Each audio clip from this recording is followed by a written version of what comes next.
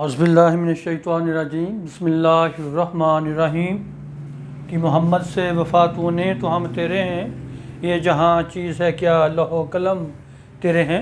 My friend, आज हम नहायत ही अहम दवा पढ़ रहे हैं, नेटेम्योर। टिपिकली हमने नेटेम्योर का बच्चा पढ़ना है कि नेटेम्योर का बेबी कैसा होता है, उसकी क्या क्या फ़ीचर्स होती हैं, उसकी क्या क्या साइंस एंड सिम्टम्स होती हैं, ताकि हम बचपन में हमारे पास अगर ऐसा केस आ जाता है तो हम उसको अगर नेटेम्योर दे देते हैं तो वो पूरी ज़िंदगी बच्चे की सेफ़ हो जाती है और मुख्तलिफ आने वाली बीमारियों से भी वो बचता है। सो माय डियर फ्रेंड, नेटेम्योर आपको पता है कि ये हमारे टेबल साल्ट से यानी सोडियम क्लोराइड से, नमक से, जो हम नमक खाते हैं, खाने का जो हमारा नमक है उससे ये दवा तैयार होती है। और होम्योपैथी में इसका बहुत बड़ा रोल है। ये एक वैसे भी एक बायोकेमिक ये सॉल्ट है, हमारे अंदर ये सॉल्ट मौजूद होता है, ठीक है। और हमें इसकी एक्सेस एंड कमी से, इसकी ज़्यादती से और कमी से हमारे अंदर बहुत सारी बीमारियां रूनमा होती हैं। तो आज हम डिटेल के साथ पढ़ेंगे कि इसके बच्चे के अंदर क्या क्या अलामत होती हैं, क्या क्या सिम्टम्स होती हैं, जिनकी बिना पर हम उसको नेटेम्योर दें तो वो एक हेल्दी बेबी बन जाता है। Nat mur muriaticum baby. Nat mur is a thin, thirsty and emaciated child. तो ये इसकी बड़ी आला सिम्टम है कि इसका बच्चा जो होता है वो थिन, दुबला पतला होता है और एमेसिएटेड होता है। दुबला पतला और एमेसिएटेड का मतलब होता है कि उसकी इतना वीक कि जैसे हड्डियों के ऊपर गोश्त पोस्ट ही नहीं है, ठीक है। टिपिकली जो इसकी नेक होती है, गर्दन होती है, वो बहुत नहीफ होती है, कमज़ोर होती है, वो दुबली पतली होती है और थोड़ी सी लंबी होती है। ये एक बहुत बड़ी निशानी है नेटेम्योर दवा की। इसको प्यास भी बहुत ज़्यादा लगती है। Thirsty and emaciated child, it has marked emaciation especially about the neck. इसके अंदर बहुत ज़्यादा एमेसिएशन पाई जाती है, यानी टिपिकली गर्दन पे। This is word is it has marked emaciation especially about the neck with pale shiny waxy skin that looks as if it has been smeared with grease. अच्छा, इसके एक तो इसकी गर्दन बहुत दुबली पतली होती है, ठीक है। पूरा जिस्म भी वैसे इसका कमज़ोर ही होता है।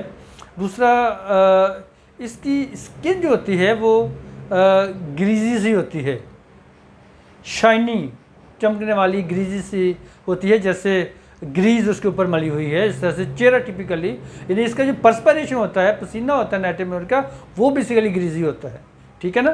तो ये बहुत ज़्यादा इस तरह से आपको ग्रीजी स्किन मिलेगी इसकी। There is marked dryness of skin, mouth, throat and rectum. The food sticks all the way down the oesophagus. अच्छा, इसके अंदर ड्राइनेस बहुत ज़्यादा पाई जाती है, स्किन भी ड्राई है, उसके साथ साथ उसका गला भी ड्राई है। इवन जो उसकी इसोफेगस है, उस खाने वाली जो वो नाली जिससे खाना थ्रू स्टमक तक जाता है, इसोफेगस जो है वो भी इतनी ड्राई है कि वो ग़िज़ा जो बच्चा खाता है वो वहाँ पर स्टिक होती है, चिपकती है। इसके बाद है children have marked tendency to develop hangnails, splits of the sides of the nails which are extremely sensitive, painful and very difficult to heal. Hang nail का वर्ड यहाँ पर इस्तेमाल हुआ है। हैंग नेल का मतलब होता है कि हमारी जो फिंगर्स के नेल्स हैं, इनके ये जो फोल्ड्स हैं, these are the folds of finger, इनके यहाँ से एक बारीक सा हिस्सा हमारी स्किन का अलहदा हो जाता है, स्प्लिट हो जाता है, वो अपनी फोल्ड से अलहदा हो जाता है। वो इतना पेनफुल होता है और इतना सेंसिटिव होता है कि ज़रा सा किसी कपड़े के साथ वो लगा तभी पेन होगा, हाथ नहीं आप लगा सकते हो उसको, और ये जल्दी हील भी नहीं होता। ये भी नेटेम्योर की बहुत बड़ी निशानी है। नेटेम्योर की एक निशानी मैंने बताई कि बच्चा एमेसिएटेड, उसकी गर्दन पतली है और लंबी है गर्दन, ठीक है। दूसरी ये उसके हैंग नील्स का मसला उसको भी मोस्टली होता रहता है ऐसे बच्चे को। The slow development is marked in learning to speak, starting to walk etc. अच्छा, नेटिव म्यूर का बच्चा ये बात बच्चे बहुत लेट बोलते हैं, वो जल्दी बोलना शुरू नहीं करते, बहुत लेट बोलते हैं, मोस्टली वो नेटिव म्यूर के अंडर आते हैं। ठीक है, जो बच्चे चलना भी लेट सीखें या बोलना भी लेट सीखें तो नेटिव म्यूर के अंडर आते हैं। ये टिपिकली ये हमारे वैसे तो हमारा क्लिकेरिया काब है, सिलिशिया है, क्लिकेरिया फास है, ये भी इसमें हेल्प करती हैं, लेकिन बोलने का यहाँ तक ताल्लुक है कि लेट बोलना सीख रहा बच्चा, वहाँ पर नेटिव म्यूर का बड़ा कमाल है।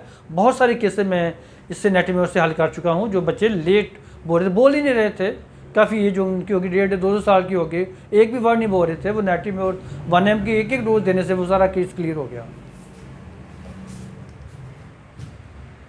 The slow development is marked in learning to speak, starting to walk etc.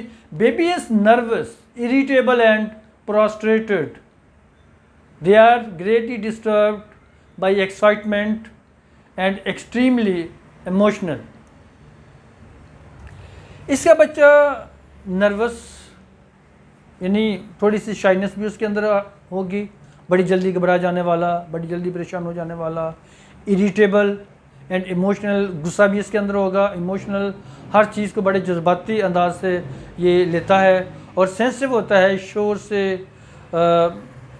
उसके साथ कोई मसलन ऊंची आवाज़ में बोल रहा है, कोई ज़रा सी भी उसको कोई कंट्रडिक्शन कर दी किसी बात के ऊपर, ठीक है, या उसको थोड़ा सा डांट दिया, इस तरह की चीज़ों से बच्चा इंतहाई सेंसिटिव होता है और वो बड़ा उसको दिल पे लगाता है और ये बात उसको इसके लिए इतनी सेंसिटिव होती है कि बहुत सारी बीमारियों का बायस बन जाती है उसके लिए। Unpleasant events are recalled when child goes to bed, when he sits alone, जब अकेला होता है या बिस्तर में सोने के लिए जाता है तो वो ऐसे अनप्लेजेंट इवेंट्स जो उसके साथ किसी ने ज़्यादती की, किसी बदतमीज़ी की, किसी ने उसको डांटा, ठीक है, किसी ने बुरा भला कहा, उसकी शान में थोड़ी बहुत गुस्साखी होगी, तो फिर जब वो बच्चा बेड पे जाता है या अकेला होता है तो वो उनके बारे में वो सोचता रहता है, ये अंदर ही अंदर इसके अलावा पकता रहता है और फिर वो बड़े ख़तरनाक नताइज का बायस बनता है।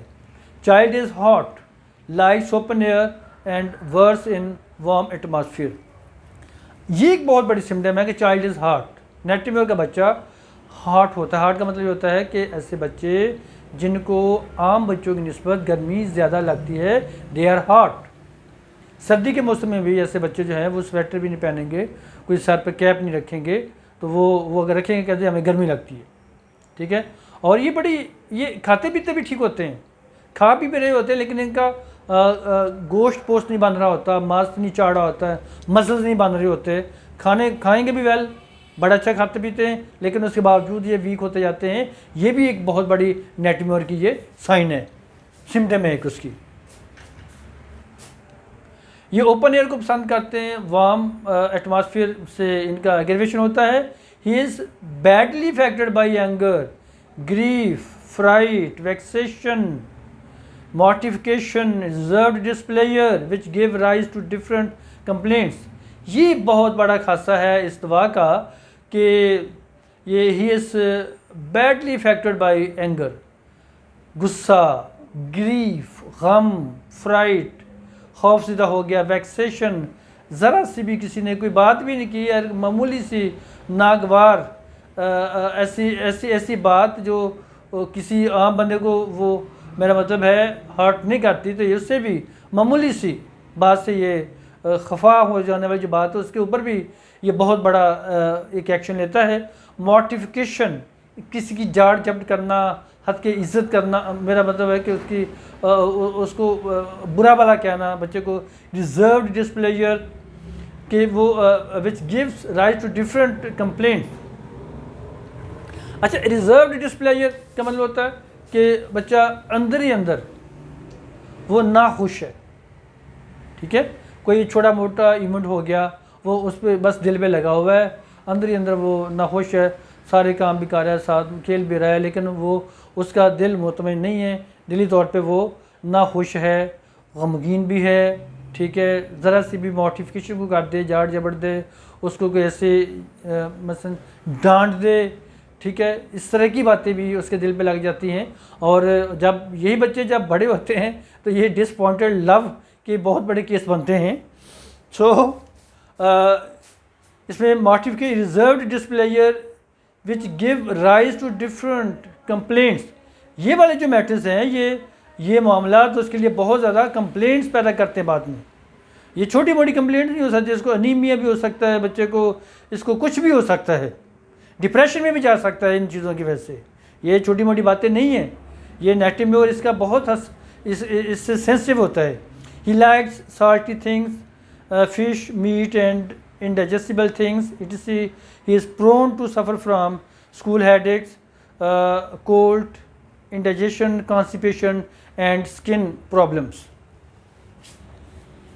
अच्छा, ये बच्चा अक्सर हमारे पास जब बच्चे आते हैं तो हम पूछते हैं माँ बाप से कि ये कैसी चीज़ें ज़्यादा खाता है, नमकीन चीज़ें ज़्यादा खाता है या मीठी चीज़ें ज़्यादा खाता है।